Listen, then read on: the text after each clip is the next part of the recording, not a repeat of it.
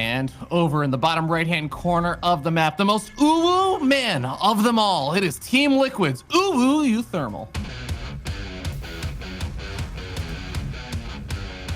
That was the worst uwu I've ever heard. Uwu. Okay. There you go. There it is. Actually, hold on. This is where I finally get to capitalize on the fact that I am actually at home and I have all of my own production stuff set up so I can turn on effects and be like, thermal. Absolutely perfect. Thank you for that. You know, I'm not gonna stand for just getting panned like that, Zombie Grub. All right, I have a beautiful uwu when I want to. Okay. You do. I bow to that uwu. Now that you remember you have production, though, I wonder if our production is gonna be a little worried. Oh no! Actually, my favorite part is, of course, guys. I know that a lot of you have noticed that on the broadcast, my camera's not always up to snuff. But I swear to God, I have a DSLR camera. I have a beautiful camera. It just goes into really, really bad quality because of, you know, internet and the fact that our production's in Europe. I'm in California and like United States. But my fun thought that I've always thought about doing just to annoy people is to actually turn on a robotic voice modulator so that my voice also starts coming in crackly when people complain too much. Yeah, that'll just be really the cherry on top of this production and this whole broadcast. Because your mic also being messed up. I know, but intentionally so. Well, we've had a mirrored build. I do think it's worth noting, though, the cost is immediately mining out that backdoor area.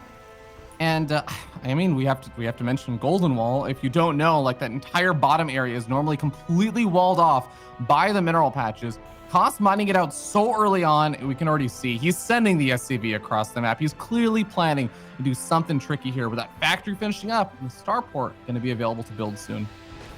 I do wonder his thought process on this. Like, he can't really, well, he could do the extractor trick and actually start mining out uThermal's back wall too, but it is kind of weird because I'm thinking of like if it was going to be like a Hellion thing, you could just proxy to starport, right? And just let your Hellions over there and then drop them in. Oh, okay, there you go. Yeah, that's what it is. That makes more sense. Yeah, so proxy starport, you can just get the Hellions in about as immediately as possible. And uThermal has made maybe a bit of a mistake on this map specifically by not scouting the back. He just kind of assumed, okay, it's a 1x expand. That's not going to be abnormal until X amount of time anyways. So I'm not going to worry. And I think he's going to have to worry. His Hellions should be on the other side of the map. I don't see a reason why they would stay at home. Yeah, I guess my question here for you, Zombie Grub, is do you feel like these Hellions or the Reapers are going to be able to actually do anything for uThermal on the other side of the map? The natural command center is already finished, so it's not like you're really going to be able to slow that down or anything. And you're going to be up against someone up on the high ground, so it feels like uThermal is likely to take damage here and not actually be able to dish any back. It's going to be interesting because, well, it should favor Cost, right? Because even though uThermal is going to be able to break into the natural, because eventually Cost's units have to go and be picked up by that medevac, Cost would only lose his natural, whereas uThermal is going to potentially lose his entire main. Like, they are actually mirroring each other so flippin' well, except for the proxy that's going down. And that could, you know, that could very well change everything. I mean, it's going to be a Liberator first, so I keep saying drop, but it might not even be a drop. This Liberator, though, is still going to be deadly because uThermal's Liberator doesn't kill Liberator very fast. He has no anti-air otherwise. Yeah, that's actually a really, really good point. And uThermal is not pulling the SCVs immediately. I think he's busy with the Hellion Micro over at the front door. Oh my God, he finally pulls the SCVs away, and he has that high ground advantage, so he is going to be able to push back past at the front. But 7 workers already going down. This is already horrible. Yeah. Very nicely done by Koss, and he's going to continue on building from that starport because why not? The Liberator of uThermal should be countered quicker by the Cyclone popping up, but Koss is also distracted by the front as his Hellions got very injured, and there's just a lot of Hellions for uThermal, but I don't think it's going to be enough for uThermal to actually do damage. He's actually winning the fight. The high ground ramp was just too strong, but he did do equalizing SCV damage. In fact, maybe a little bit more. Yeah, the SCV damage is critical, but Koss is actually coming back in with the Liberator. There's 2 Marines working away at it. He's going to be able to get 1 worker over there. We'll be able to save the Liberator for a little bit. I also want to commend Koss on the SCV repair during a Hellion versus Hellion fight. You wouldn't think it would make the difference, but oh my God, did it help some of those Hellions survive way more shots than otherwise. This is so funny. Gosh, I love PvT. Oh, The Raven wow. comes in. I mean, building from the starport, there's no reason not to, but like you would go into auto turret harassment at some point. So that's also a proxy auto turret harassment. Hey-o, that's nice. And now we get to the calm situation, which is their economies are both very similar, but Cost does have a stronger army supply. Can he actually do anything with it though? Probably not. It's army supply in a handful more Marines and a Cyclone that, I mean, just doesn't usually push for a victory, you know? It's not that type of unit. Not in this situation. Yeah, it definitely gets a bit strange now too, because remember that starport 4 cost is on the other side of the map. So as soon as uThermal starts to realize, okay, well, wait a second, that's where your starport is. Well, looks like it's actually just going to lift off and have to retreat back. So there's going to be a little opportunity here for uThermal if he doesn't take too much damage from this auto turret harassment from the Ravens. uThermal should eventually be able to reclaim a bit of a lead with that air tech. That's possible. Auto turret harassment from uThermal also is going to get some damage done. I mean, you can't avoid the Cyclone. Cool. It's close, but you can. Fast engineering base for costs, and see faster production for him as well. And that's something that we should be paid attention to as well. uThermal gets that faster stim. Cost is going to actually have more units to utilize a later stim. It's actually a bit curious, I guess, because he can't swap over to the Starport's Tech Lab. He's not getting that fast stim. Tech Lab's on the other side of the map. Actually, you know, it'd be so great if it wasn't directly on top of the third base or like the low ground expansion location. uThermal could actually steal that Tech Lab later. Right? Yeah. Yes, he could. All right, so that could have easily gone to game over on a game over 2. Actually, that TVT can be like that, but I mean, sometimes even if they do the same build, it can be like that. But they actually just managed to hit each other, approximately the same punch, and then walked away. uThermal's lower army supply is something that just doesn't. It's probably not going to affect TVT, the mid-game TVT that we're heading into. You know, the tanks and the Marine Congate's going to be much more important, or the faster stim that he has. Kaz is kind of making up for his slower stim by also adding on a second tech lab and getting that combat shields. This is kind of disappointing. uThermal losing a Raven. That's disappointing. That was definitely Raven too. Golden Wall is also a tough map for that kind of stuff, right? Because yes, there's a ton of dead airspace to the south side of the main base and over to the right, of course, but between the natural and the main, there's not exactly a lot of dead airspace to run around. So that Raven was kind of getting pinned back into an awkward spot. Looks like Koss is actually feeling comfortable about moving out after that pickoff. And again, like you said, there was only one Raven around for uThermal. So he's not going to have a bunch of interference matrices available to disable tanks and everything. And he's going to be sending out 2 of his medevacs to go for a drop. He's not going to have necessarily nearly as many Marines at the front to buffer for his tanks. Is he going to have any Marines at the front? This actually could be the push to win. Like, combat shields and stim isn't quite done for Koss, but he sees that open opportunity, and he's absolutely correct to take it. Does lose a tank. Is that high ground tank kind of help there for uThermal? It's not game over yet as the double drop goes into the main. I mean, Koss doesn't really have any defense there either. And stim is going to be denied. A nice eyes there from uThermal to snipe that. That is absolutely huge. uThermal just needs to make sure that he keeps his third base under control, which so far he is. Koss is taking too much time to deal with this. Yeah, C-Tank is going to get sniped off before it can siege up. SCV is being pulled off the line. uThermal is doing a nice bit of economic damage with those SCV pickoffs, but he needs to keep his own SCVs and his third base alive. Marines are going in for the damage on that orbital command, but it looks like they will probably get forced back by the siege tanks of uThermal before they can actually kill the command center. This command center is going to get severely injured, but it should be saved. Getting a little too far forward from the tank, so without that stim, they don't really retreat that well. So stim, obviously talk about the damage that stim does, but it's also a mobility factor. So like, I mean, even when it comes to retreating or attacking in, but even trying to get a concave, when you don't have the speedy Marines you're so used to, it actually turn very, very awkward. But uThermal also needs to get that combat shields done, even take on these 2 tanks. He's trying to get a bit of a sandwich going on, perhaps, or just catch him retreating, maybe, which he does not. Yeah, I mean, you just mentioned the combat shields, but that is actually an upgrade that Koss does have. Even though his stim got sniped off, he is at least going to have some ability for his Marines to contend a bit with uThermals. Obviously, stim is going to usually be the better upgrade, but stimming without combat shields is never a fun thing to do. So uThermal's going to have to wait just an extra few seconds before combat shield finishes up, before he tries to take any big fights. He starts his 2-2 a lot faster. His cost, I don't know if he's forgotten. He's got his armory, but he's never started 2-2. Things that may be a bit hectic before he could start it. Now it just seems like he might have forgotten it. Certainly has enough gas. Trying to take the Viking lead and actually keep it as well. Akash has 8 Vikings and 2 Ravens. Now, if uThermal had a better army supply, he went from being down about 15 or 20 to now down 30 consistently. The Marines might be able to just outmaneuver the Viking Raven. But if he's going to be pinned back at home like this, yeah, eventually the Vikings will just, they'll consider picking off his tanks and move forward. So he does have to try risks like this, to go for drops, pull Akash out of position, and hope that he can eventually break this bit of contain.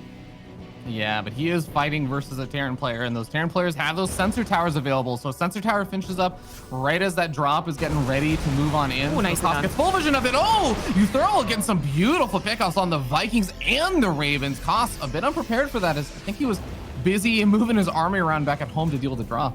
Exactly. Obviously, Koss knows that uThermal has taken the gold base, and it is very easy for him to abuse that. This is going to be the break that uThermal was hoping for without being able to reinforce Koss. It was just a matter of time before Koss's army would be overwhelmed. A very nice cleanup right there. But Koss is dropped. He could go into the main base. Absolutely. There's no sensor tower covering that very bottom side, and that's a severe weakness. He could also just harass the third, just stop it from mining entirely. But the main, probably the juicier option, uThermal's not going to see this coming at all. Oh god, this is going to be devastating.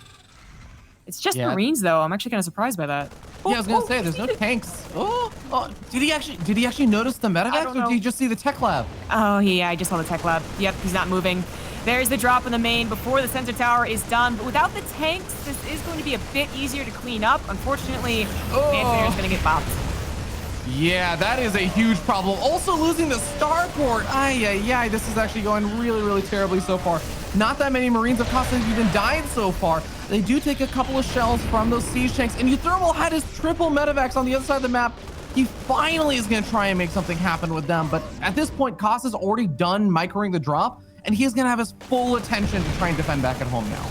And he has a lot of reinforcements. He might grab a tank, and it might take a little while to clean up, but especially with the Vikings that Koss has, it's unlikely this will actually evacuate, and it definitely will not. So just trying to stick around as long as possible as uThermal cleans up back at home. I mean, he can't really replace his main command center, but he did have a fourth already on the way. Now his third is being harassed. Excellent maneuvering from Koss. This is getting really tough for uThermal. It's been a tough game like this entire time, but the only advantage he has right now are his upgrades. Koss finished 2-2, but once again, a bit later to 3-3. Yeah, really, really tough situation here for uThermal. And like you said, it's been that way for a really, really long time now. And like you said, 3-3 will finish up there for uThermal a little bit earlier. But for now, for the next minute and a half, almost 2 minutes, it's just going to be a game in favor of Koss pretty heavily. And by the time those upgrades finally kick in, well, the worker difference, the economic difference, the extra bases that are actually mining with uThermal's main base getting sniped off, that's all going to translate into a macro an actual army size lead. So even with upgrades, I'm not sure how uThermal wins this unless he just severely outpositions Koss in the next couple of minutes. If he got a really nice concave with 3-3, like both upgrades ahead of his opponent, he could do it. But I mean, that's so unlikely. Like Koss should be aware of an incoming army, have at least some good positioning, have his tank sieged, and even not take the fight until he has his own 3-3. So that is unlikely. uThermal's, I think, better bet is to just hold up until he's about 180 supply, and at 180, you're probably not going to be broken easily. But you will eventually be broken by Liberators and Vikings, so that's Koss's maybe next move once he handles this drop, which does find a pre-planetary base, so it gets a couple of SCVs, certainly not bad. Yeah, killed off a handful of pre-fresh mules as well. I mean, that is one beautiful thing that you can exploit. When your opponent gets really far ahead of you in base count, that also means that they're going to be spreading themselves out more, so there's more ground to cover. It's the weird singular disadvantage of getting really far ahead economically is that, well, you're spread out more, so you have a lot more bases you actually have to defend now. uThermal able to find some ways to exploit that, but you're going to have to deal with a couple of Marines that actually slow down one of the command centers up here. Yeah, it's kind of like, the Brood War idea is that the bigger the game gets, the harder it gets. So that's what's supposed to kind of allow the comebacks. That's a very good point. I mean, Planetaries are such a difficult thing to bust in TBT, but Yeah. you know, if you do get that one drop that catches it right before it's a planetary, yeah, it can actually get sniped. Oh my If God. the game gets that hectic, and oh, it certainly will be, are The they actually doom going to drop. pass each other? They're going to pass each other. Who's gonna paying notice attention? first? Who unloads Who's paying first? attention? Oh, uThermal's paying attention first. He does get to unload first, but Koss is not going to lose any medevacs. I think uThermal. Oh my God. I was about to say, I think uThermal has to go back home to defend, but he's just going to go for it. Oh my God, Koss almost unloaded on top of a bunch of siege tanks. uThermal actually has a very nice defense, whereas Koss thought that maybe it was time for a base race. He's actually trying to run home now. After going to the other side of the map, uThermal is going to take the high ground, siege up those tanks, abuse the choke against Koss, but maybe he was a little bit too late. The SimCity of Koss really work against him, but only 2 tanks, and they are taken out. And Koss has dropped his maneuvered back into the main base of uThermal, which actually never rebuilt an orbital, but some production is still here. Yeah, that's actually a good chunk of uThermal's production right there. I have to also commend Koss. He gets all of his Marines up the high ground because he lifted the factory that was part of the wall. He actually halts his production a bit to open up the gateway so that his units aren't as choked up behind his production. And now Koss, he is the one that's not getting cleaned up over here. uThermal got cleaned up. He's done doing damage on the other side of the map for the most part. He's got a single Marine left. And Koss has just annihilated most of uThermal's production. If Koss was just like 5 seconds later, I feel like those 2 tanks maybe even have the Marines in front of them, and he's actually abusing that choke a little bit more. But it was kind of a in the nick of time. That said, it probably just would have cost a little bit more army. I think he'd still be in a winning position. He has 40 more army supply, a lot of tanks, and he's building extra command centers. uThermal, I mean, he realized he couldn't clean it up on the high ground, so he goes to the low ground. But now it's even worse. He's got nothing else going for him out on that map, and I'm just like, what is his plan here? He's kind of stalled out. Yeah, he has a medevac drop that's ready to try and drop mineral or Marines behind the mineral line outside the range of the planetary, slow down a bit of mining. But is this really going to be the equalizing damage? He needs a lot more. He's going to be moving into the natural with a handful of units as well. He's catching a lot of the reinforcements that are just on a rally command, a regular move command. He is going to be able to pick off a handful of those workers. So I mean, uThermal is fighting back. He is not giving up over here, and finally Koss gets moved out of the main base, or I should say former main base of uThermal. There's not a trace of him left, but uThermal is again in such a bad spot. Yeah, this game feels like uThermal may have been a bit better of the player if he hadn't taken that damage on that third. You know, if his Marines had been there to protect his tanks, if the interference matrix weren't there, but he's just been behind since that point. So he's had to make some really risky moves. He's still definitely behind, but one thing I'll note is that uThermal has managed to get a top right base, and he's actually up in workers, but that is also because Koss has extra orbitals. He's got 2 extra orbitals, actually, so he's got a lot of mules. Positional play going to be extremely important for uThermal, like we were saying before. Koss sends a Marine forward to get some scouting information. Funny enough, both of them don't notice each other. Oh man, uThermal going to lose one of his only medevacs here. His entire army just stemmed up. It is not going to be healed in time for this fight. So it's going to be Marine versus Marine, but uThermal knows as soon as the tanks catch up, he has to retreat. He's going to lose his only other medevac. There's no more healing for these Marines. And he's going to try and at least save them and buddy up with the rest of his army. He has a decent number of tanks, but they were all siege at the gold base. Actually, I think he forgot the tanks were siege at that gold base. They are far too late to responding to this. Oh, now he can't hold his planetary. There's way too many tanks from Koss. Oh my God, that is an absurd number of tanks, and he's actually got a good amount of depth to them as well, so it's not going to just be an easy just poke forward, snipe off a couple of tanks here and there. He's going to stem forward because he has to, but he knows it's over. Koss gets victory in game 1 on his map choice. Takes a really nice 1-0 lead versus uThermal. He had a brilliant plan there. The mining out and then proxying that Liberator. If uThermal had gone back to check the minerals, he knows exactly what it's doing. He knows it's a proxy starport and then either a Liberator or a medevac, and he doesn't take as much damage probably. And that said, I don't even know if that's really what truly killed him. Yeah, it was the army moving forward, the interference matrix, where his tanks had no protection at all, as his Marine drop was a bit of a risky take. That may have been better off back at home. Hard to say, because he also lost that Raven. He really overstayed his welcome, harassing with that. That could have really helped too. Certainly for the first 7-8 minutes of that game, Koss was the better player. But then uThermal's ability to keep on and keep it at least looking kind of good for the next however many minutes that game went proved that he is also a good TBT player. Yeah, no, absolutely. I think it is a good showing that uThermal looked like he was playing a lot better in the later part of that series, or that later part of that game. Even though he ended up losing, he looked better in the later part than the earlier part. So it's going to be tough. Again, like you said, it was a huge risk when you have, what, 20 Marines out on the map, and you're like, I'm going to take 16 of them and go across the map. And that's exactly the moment that your opponent was going for a massive push with their entire army. It's like, we'll do 3 tanks defend against 2 Ravens, 3 tanks, and like 20 Marines? Well, no, actually. It's just, they literally don't kill anything. And he couldn't have used his stim advantage either, because as you said, like he took 16 of his 20 Marines over into a drop, which might have actually helped them even pop off some of those Ravens and Vikings, take that out of the equation. It could have been such a different game if he had stayed at home. That's where that 20 armor supply difference can really just look, like nothing in TVT, is when, everything's together, protecting each other, everything's siege, blah, blah, blah. But it is what it is. We go into Eternal Empire, which should give us I guess, more of a normal start, but actually in TVT, you could proxy whatever you want. Terrans have definitely found the art of nomad Terran style, so I'm not gonna disagree with you on that one. But yeah, I think that this should at least be a little bit more normal of a game, because you have to remember how much we ended up seeing, like big medevac drops or anything from both uThermal as well as cost of the proxy and everything moving through that bottom side, because it was a safer area, less likely to get scouted. So I feel like this should at least be a tiny bit easier. There's not quite as much surface area of like a drop could literally come in from anywhere right now at any time until you get your sensor towers up. Well then, game number 2. This is a very important series for both players in the top right. As the blue Terran up 1, he is Koss.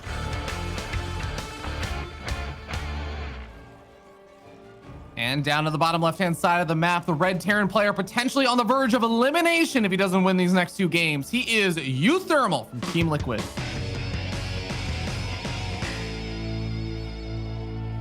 That was another big moment in the last game, was that I think uThermal having the pressure from above made it so it was tempting to get a sensor tower where he did in that game, which is around the 3rd. So he could scout above to the right and above to the left. And if he hadn't had taken the gold base as an emergency 3rd, maybe the sensor tower would have been the main.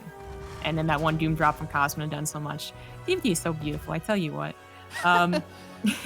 It is a frustrating matchup to play, but a beautiful matchup to watch. Yes, exactly, absolutely. So Koss kind of hides his barracks. Is going to make uThermal freak out for a second, and it does look like uThermal wants to go for 1x expand. The worst case scenario for uThermal is that he really freaks out and even, halts his expansion and goes for a factory. I also want to point out that Koss, he can play really good normal TVT, that is Marine tank versus Marine tank, as we just saw. He also is definitely a Terran player who appreciates the late game and can do mech. And I'm speaking on Eternal Empire. This is why I'm bringing it up. So, obviously pay attention to the first part of this game, the first 2 minutes already. uThermal, what is he thinking? Might be a little bit scared there. He's going to go for a high ground command center, which is actually quite nice, because that's as I said, the worst case scenario is that he doesn't build it at all. And he scouts what's going on. But yeah, pay attention to this part, but I'm actually thinking like so far ahead right now. I'm wondering if this is going to be a 25-minute game. So Zabiger, when you build your barracks and your factory at your natural behind the mineral like that, usually, I mean, there are some nice timings that work out in TVT with how the Reapers and the Hellions and stuff move across the map, getting out your Ravens. Like, there's all these kind of fine timings where things can go horribly wrong if you're actually a bit further behind than your opponent. Do the add-ons and everything also now just go behind the mineral lines? Or is that just where Koss is stuck with those buildings now? I think it's up to him. I don't think it would be terrible to have those on the low ground like that. I mean, I'm thinking of what could be bad. I mean, a doom drop or a regular drop into the natural could now be a little more hurtful, but usually talking about killing SCVs with those types of drops. But then maybe SimCity, like literally getting your tanks out might be a little bit awkward. I mean, he's kind of going like, 50-50 on this. He's bringing the barracks pack and then leaving the factory. Okay, I dig it. We're going to have siege tanks coming out from that low ground eventually, but for now, we're gonna have to alleviate the actually pretty bad supply block here. Oh man, that supply dude was really late. Yeah, it's a little bit surprising. I think he just straight up messed up his build. Maybe he was paying attention too much to the Reaper micro, which didn't last very long. I don't know, that is a pretty big mess up. Luckily for him, it's not like he would have, well, now he's really saying that uThermal, you know what, he still doesn't quite know uThermal's gone for 1x expands. I guess like officially, but just with the amount of units uThermal has and the timing of his Hellion and the bunker being on the low ground, I think you could kind of figure it out. But anyways, the Cyclone being late didn't impact its defense against like a fast Liberator or something, right? So Yeah. you can move on. Yeah, and it's not like he's facing off against a bunch of Hellions and Reapers at his front door right now either. So not going to be too important that the Cyclone gets a tiny bit delayed, but we're going to end up seeing the pretty quick Raven coming out there from Koss, as he definitely got a lot of value out of those Ravens last game. And uThermal going for the single Raven so far. I also want to know, like, uThermal did cut off at just one Raven last game, and he used it for auto turret harassment, ended up losing it. I'm very surprised when I see a Terran player that only goes for one Raven in this day and age. I feel like early game, mid game TVT, it's like 2-3 Ravens or bust. And you're not really that wrong. I feel like, maybe 8 months ago, it was actually just like every three Raven all the time. Then it kind of like went back to 2. And then there was a moment where the Raven builds are no longer the go-to. And then now we're back to, basically 2 is the nice amount. You know what this reminds me of, actually? Like, you could take all of the explanation you just gave, replace the word Raven with Oracle for PVZ, and it would literally be the exact same explanation. Yeah, kind of. Yeah. But right now we are back into like, 2 is going to be the standard. 3, if maybe you have a bust in mind, which actually Koss is going to be going for 3. I'm not sure uThermal will. Now, uThermal went for, the faster third gas made sense with this build. He also went for a pretty fast fourth gas, and uThermal is also a guy who's not afraid to go mech. We have seen from a couple of players, like literally Special and TY, right? Whenever they face each other. Mech versus mech, Cyclone versus Cyclone. I don't know if we're going to have that because Koss hasn't gotten his fourth gas, but I'm eager. Hanging. So Koss is not going to go mech, but what about uThermal? Engineering bay, single engineering bay thrown down. Single, that's pretty important. I think it is mech. Yeah. Pretty easy to also tell when you look at Koss, who is going for the double engineering bay alongside all those barracks. And normally you'd expect those barracks to be coming down here for uThermal, but building up that gas count a little bit as he establishes his third base. Yeah, okay, that's it. Yeah, definitely mech. You could have said the, one engineering bay was a mistake, but then he's like so fast to the 5th and 6th gases. Like he wants that. He also should have started Sim around the same time that his opponent just did, and he's not. He's transferring over, and there's the factories. There's going down. Koss would really like to scan this. I think we should see a scan go down eventually, but right now, Terrans are like kind of more on like, okay, I'm going to figure out what's going on based off this push out that Koss is doing right now. He's also got the Raven on the left-hand side of the map that's going to be moving in to behind the natural expansion, and there's not exactly any Marines over there. So if Koss ends up running in with the auto turrets and continues over to the main base, very unlikely because usually you just want to abuse that dead airspace above the natural of uThermal. But there's a chance he might actually move in and get a bit more scouting experience. There's a chance. If it did see the one engineering bay, that would also be a bit of a tell for Koss. It kind of does. The question is he really paying attention? Yeah. This is just more of a distraction. He's going to scan and see 3 Ravens for uThermal as well. And it's just a matter of, is uThermal paying attention? He's going to try and jump on it. No, he's going to respect uThermal's multitasking, siege up in more of that reserved area. He's going to have to use an interference matrix or a auto turret. And I bring the Raven forward. And uThermal's tank got bopped. uThermal should be able to handle this. He needs to, go for it with the Ravens. Well, there's the auto turrets being thrown down, and the siege tanks are at the forefront of the line. But look at the auto turrets actually getting taken out pretty quickly by these Marines. 1 tank goes down, 2 tanks do end up falling. So Koss has severely less firepower here now. And like you were saying, uThermal's going to try and move into bust here, but is he going to take a lot of losses? Nah, looks like he's fine. Yeah. Yep. With Koss having 1 less Raven, uThermal already might have felt confident with the auto turret bust. Then also Koss a little bit late to responding, so. Yeah, I'm maybe surprised it kind of went on longer than it did, but uThermal was clearing up the other Raven. Is what kind of drew his attention away. He didn't just respond to the auto turret harassment, he actually went and cleaned it up. So that is a no Raven Koss now. And does he know that it is mech? Let's check his add-ons. He actually went for 4 additional reactors. So I am concerned. But then very fast and 3 extra barracks. So I think those are going to have to tech lab. I think he knows.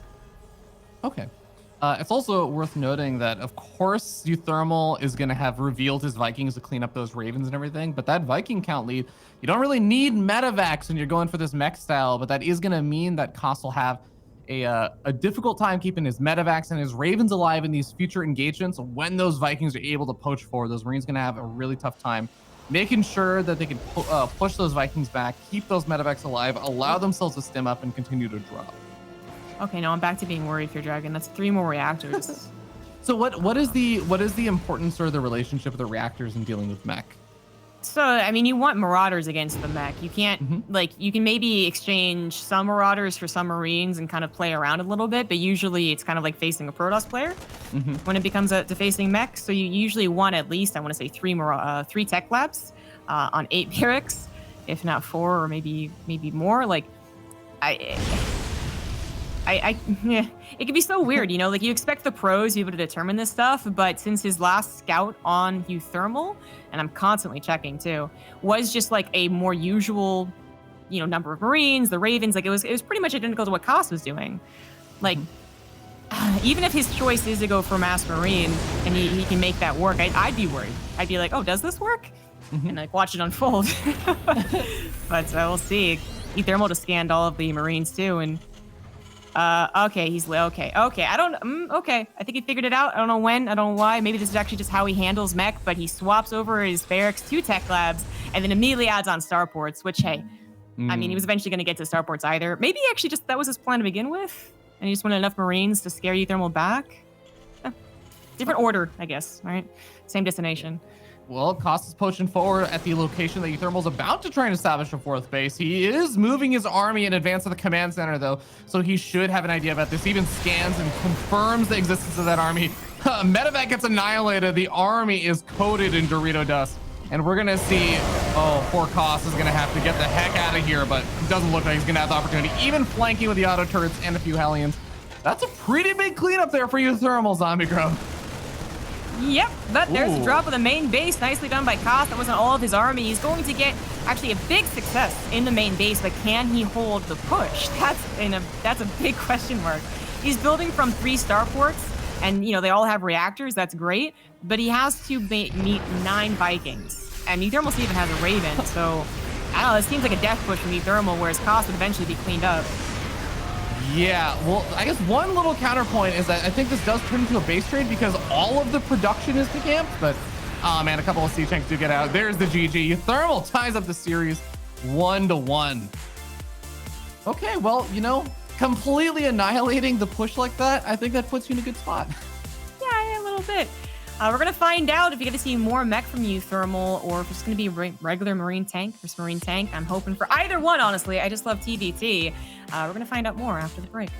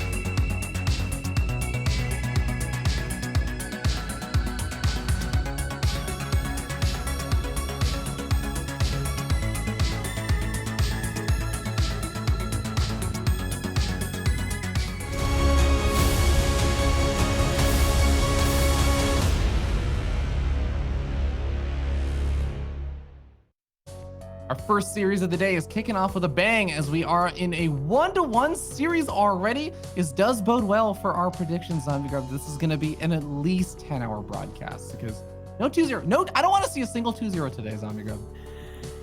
Neither do I. Neither do I. I can hear how enthusiastic you are about that prospect. No, I mean, if it's all TVTs that are giving us this, I'm totally on board, man. I get to sound kind of smart. It's an amazing matchup. I don't have to play it. Like, it's amazing. Yeah. All right. Well, the next map is going to be Ice and Chrome, which, you know, Zombie Grub, I want you to confirm this. This is a map that I actually do think of Mech on a lot. So I'm curious how you feel about it on this. It depends on the matchup. I'll explain after this intro. In the top right has the red Terran. He is Liquid Thermal. That was a solid uwu, 7 out of 10. Thank you. Down here in the bottom left-hand side of the map, we have the blue Terran player from Team Starcom. He is Koss.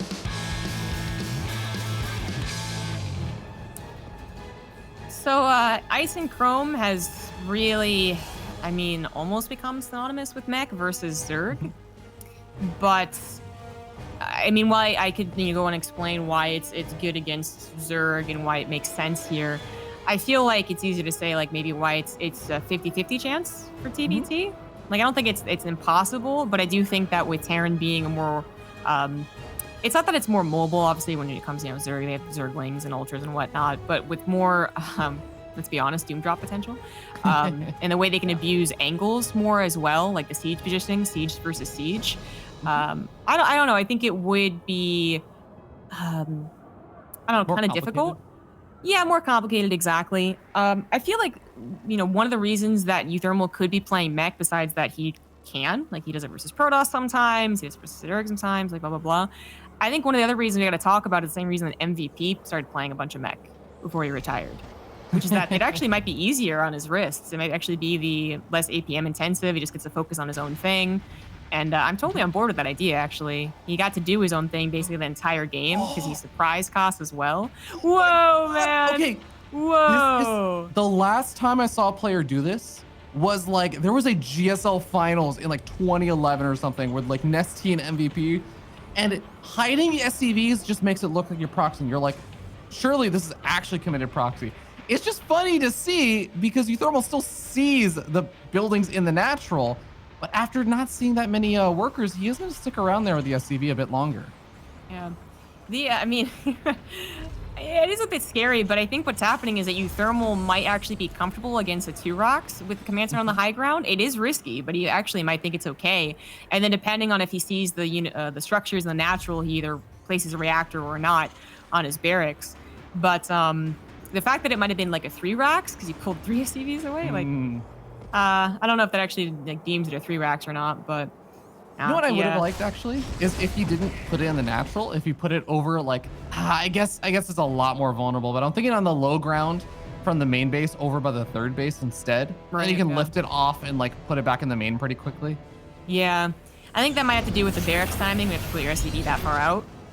Yeah, like he's already taking a bit of a economic loss by putting it in natural with his SCV, building it.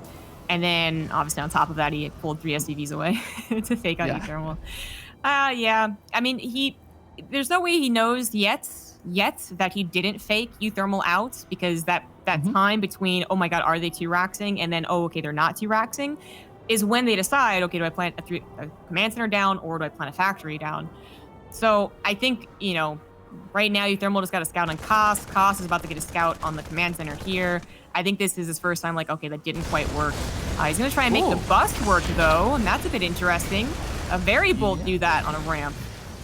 Yeah, he basically gets forced to commit there because the Reaper Grenade knocks all of his units even further up the ramp. Now, he will do some nice juking and jiving over here, keeping the Reapers alive long enough to get a full scout here in the main base to confirm what add-ons are being made, what the timing of the factory, the starport, and everything were. And hey, picks up 2 workers. You know what?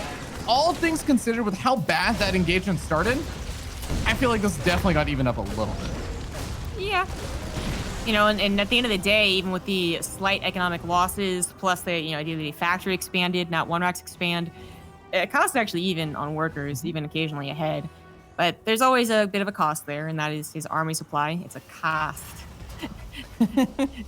You know, I have been refraining from making that pun for so long. Okay, you don't get to make it now. Well, okay. So it is his army supply. I don't know if he's gonna be able to do anything with it though. But once again, with the faster double gases, like we're always like, okay, is it gonna be mech or isn't it? Cost went very quick into his double gases in the natural, and uThermal is only slightly behind on his 2 gases in the natural. So maybe today's the mech versus mech. I really like it. I think it gets so derpy. What do you find derpy about TVT mech versus mech? Well, Cyclone versus Cyclone specifically. Mech versus mech is in like tanks and Vikings is kind of boring, but Cyclone versus Cyclone, I mean, do I have to explain why that's a little derpy? Box. You know, there was one of the strangest periods of TVT where it was what Nathanias dubbed box wars, where it was, like you said, mech versus mech, but it was Cyclone versus Cyclone, where it would just get up to like, it was so silly because it ended up being like a macro Cyclone game where players would just take super fast command centers and just expand really quickly while making absurd numbers of Cyclones. Oh God, it was the strangest time I feel like has ever existed in TVT. It was very strange. And you're right, like it was not just about the actual box wars, but there was also like this accelerated expansion process in that style of play that is very important for it. If we get into it, I'll explain it, but I'm thinking we're gonna get good old-fashioned mech versus mech, tank versus tank. uThermal hasn't thrown on factories yet, but he hasn't swapped over for a sim. He's got a single Endearing Bay. Koss is actually, either, there's a couple of factors. Maybe he's saying, okay, it's ice and chrome. Likely it's mech. Last game, mech was so good. Of course, you do it again. Or third, maybe he thought what I did, like, oh, maybe he's actually depending on mech to save him here.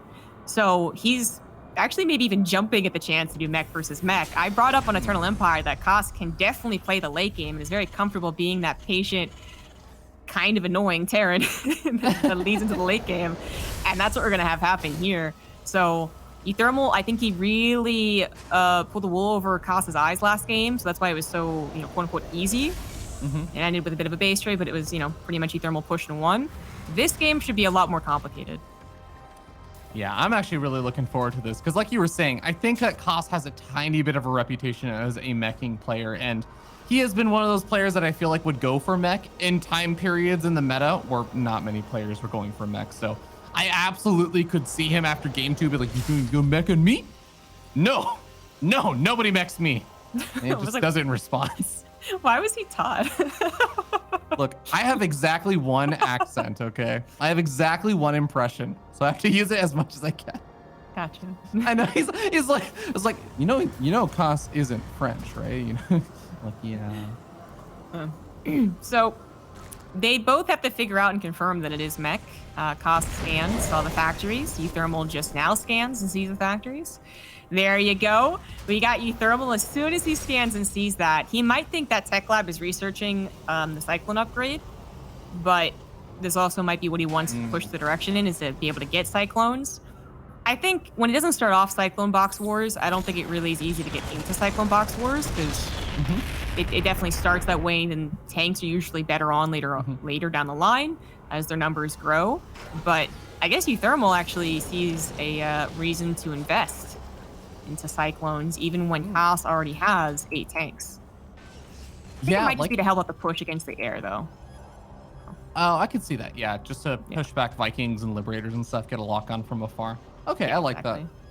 Like you were saying, though, it is incredibly important to mention that, yes, it sometimes will feel like even if you have like 8 Cyclones, 3 well-positioned tanks are just going to annihilate them. As we already see, Cyclones getting taken out very early on in the fight, but look at all these interference matrices.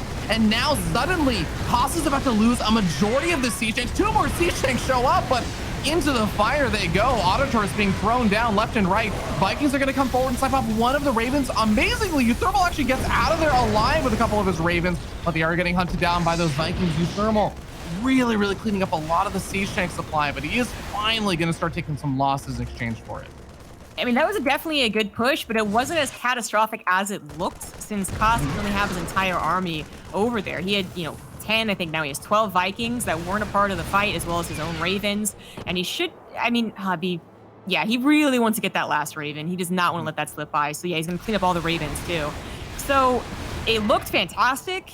It wasn't bad, but it maybe is arguable in a few ways that like it wasn't necessarily worth. Primarily about those Ravens is what I'm thinking. And then Koss also didn't lose his air control. Now he's like, okay, I can rebuild the ground and I still have air for a long time. Which now uThermal really is going into the Cyclones. He barely has any tanks. 5 is not many when you're going mech. Yeah, I was actually gonna say, like, that is one other big difference here, is that there is 3 factories versus 5 right now. The next 2 factories just got started up here for Koss. I was gonna say, like, the Cyclones are usually pushed back by those siege tanks. So if uThermal is able to find a nice little timing here when he has a large number of these Cyclones, get a pick off on a few more of these siege tanks, maybe there is an opportunity to move on in. There's so much army supply just wrapped up in Vikings and Ravens, which are not going to contribute to at least the Cyclone war here. Yeah, it's kind of like if you were, playing Marine Tank and you realized what they were doing, you started going into more of the mobile factor of play here. You're going to try and catch them out of position and not get caught by their superior air plus tank force. So you can kind of do that with Cyclones a little bit. And you're right, he still needs to get a good concave and just have more units in position. But those Vikings are going to have to be quick to land to actually help out, since it's not really about the air war or even the tank line of sight war anymore. Some decent harassment from uThermal here. It's a lot of SCVs, plus the Cyclones find a command center. Oh my gosh. Yeah, Cyclones actually delete command centers and Nexus and hatcheries off the map if they ever get the lock on. If you see like 4 Cyclones get a lock on to a command center, it'll be gone within 5 seconds. Every time. Yeah, it's not many. Indeed. So, obviously Koss was down at 3 factories for a while because he did commit so hard to the air. He got 2 starports instead of 5 factories, but now he's kind of stabilized his production on either end. uThermal, I think he knows that Cyclones aren't going to necessarily end the game unless he gets some good finds. Like, this isn't so bad. He almost caught them on transit. So he's also kind of preparing for the late game air war as well. Okay, uThermal takes a handful of losses there, but managed to snipe off 2 siege tanks, like you said. I feel like this is the point where the Cyclones are going to have a really, really hard time. And you already mentioned that, yes, uThermal started to think more about the air war and everything. But I was going to say the sensor towers make it a lot harder to just find these little openings, because now Koss has a large enough siege tank count to actually spread them out across all of his bases. And when you also know a few seconds in advance, or like 5 to 10 seconds in advance, that the Cyclones are about to come from an angle, yeah, you actually can get some units up there and prepare for it. Right, yeah, exactly. Koss has 17 tanks, so 4 in 2 chokes, and then the rest wherever there's more of a concave. Yeah, that's gonna do it. But this was not protected, so that gets instantly bopped. Now, they're not really trading out so often that command centers are going to be like the most important thing to lose right now, but obviously it does add up. Koss needs to think back to like how this could be transitioning though. Like, is it transitioning? And a scan of the main would be his best tell, but he needs to make sure not to suddenly lose the air war. At 16 Vikings, it's going to take a while, but uThermal is really investing. He's been slowly building up his Viking count. He's investing into Ravens, which are really quite good, and he's adding even more starports. I would love either one of them to just go ahead and change over to ship weapons. I don't know, +3 vehicle weapons is going to be the most important, especially because Cyclones, when they're locked on, don't use their upgrades. Yeah, I was actually about to ask you how you felt like the upgrades are going to impact things, because, yeah, there is a small little upgrade lead there for uThermal that's mostly going to be helpful for, I guess, the Hellions here, question mark, because like you said, Cyclones aren't exactly getting a whole lot of value out of that. Regardless, though, Cyclone's going to finally get pushed back. He's getting a few nice lock-ons here and there, softening up some of these siege tanks, but this is going to be a really, really big moment over here. uThermal has only 8 Vikings out in the air right now versus 18. He does not have enough to win that air war just yet. And he doesn't have nearly as many siege tanks. This is going to get a little bit scary. It's really about these Cyclones finding some value here and slowing this down. If he can buy time, he will eventually win the air war. He invested into 2 tech lab starports right off the bat, which is why he's losing the Viking war. But he's got 2 more starports helping out. He just needs to F2. Actually, 2 Vikings in the main could be really important. More important than that. Am I the one seeing spikes right now? Oh, I hope the I saw a momentary spike, but I think we're okay now. All right. I love it. Koss going for +3 armor. Yes, yeah, exactly. Both of them just being like, we don't need +3 vehicle weapons.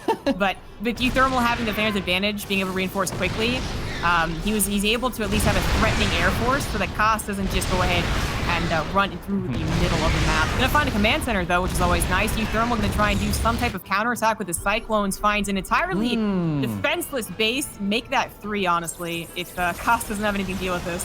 Oh, the manual target fire onto the command center. The repair is not gonna be enough. It ends up going down, so that's a nice pick off there for uThermal, and he's continuing to run around. He's gonna be able to pick off a few of these Vikings. Once the Vikings get picked off and pushed back, yeah, there might be some reinforcements popping out, but what's gonna stop him from locking onto another command center? Oh man, if those are all siege still, he absolutely like interference matrix. Now he might still auto turret to help out. He's actually gonna land the Vikings on top of the retreating tanks. uThermal, he's actually getting Koss so distracted right now. Koss loses his entire tank army in the middle of the map. What is his army left of? It's 9 tanks. They're all back at home, and he still has the Viking lead. 18 Vikings to 11, but uThermal has 8 Ravens now. That's a lot of Ravens. Okay, well, uThermal's gonna back off for now because he is still making more of these Vikings, but oh my god, 8 Vikings being made at a time for Koss. With uThermal only making 3 or so at a time, Ravens or not, like that's a lot of Vikings to be coming out right now, Zombie Grub. Not sure you can contend with that. So he's about to start making 6 Vikings at a time. No, I take that back. He's going to making 2 Vikings at a time. Wait, what? He's actually adding on more tech labs to his starports. uThermal just wants to just go pretty much like all in on the Ravens. And I mean, Ravens are really good. I am not doubting uThermal right now. Yeah, what year is it? But I'm like, well, don't you want more of a balance? Like, I don't know, man. I know, I feel like right now we're like back in the era of Hunter-Seeker Missile doing like 5 or 10 damage or something, or like, okay, so you just get up a lot of Ravens and you just Hunter-Seeker their army with like 40 of them. I'm like, what's happening right now? You know the anti-armor missile doesn't do damage on its own, right? You need actual units to do the damage afterwards. This is going to be so weird, man. 10 Ravens. How are they going to combat 28 Vikings? 28! Is he just going to build auto? Is he just going to like throw down 40 auto turrets? I don't know if he'll get the chance. Like, that's true. They will be erased before they get into melee range. Especially because the Vikings can move away. I mean, the tanks might be screwed, but then I guess if the tanks are screwed, the Cyclones win. I don't know. I don't know how these uThermal takes this fight. I don't know. Okay, sorry, Zombie. I'll stop asking you questions because I realize we're both in the dark on this one and how uThermal's going to try and make this work. He's going to lose an orbital command, but he's got plenty on the ground still left over. The problem is he doesn't have any ground forces to actually fight this back off for too much longer. He's got a few siege tanks up at this high ground area, but it looks like uThermal is really just planning to turn this into a base trade with a bunch of these Cyclones.